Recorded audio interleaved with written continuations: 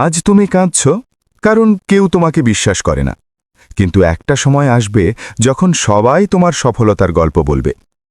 একটা ছেলে ছিল, সবাই তাকে বলতো তুই কিছুই করতে পারবি না, কারণ তার কাছে টাকা ছিল না, কেউ তাকে সাহায্য করত না।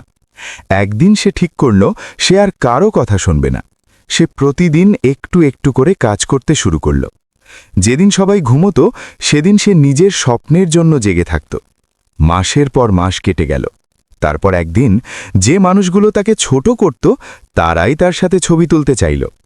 মনে রেখো, আজ তুমি যেখানে আছো সেখান থেকেই তোমার গল্প শুরু হতে পারে।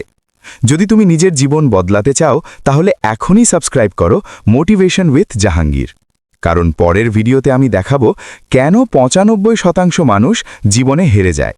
ওই ভিডিওটা মিস করলে হয়তো তুমিও একই ভুল করবে।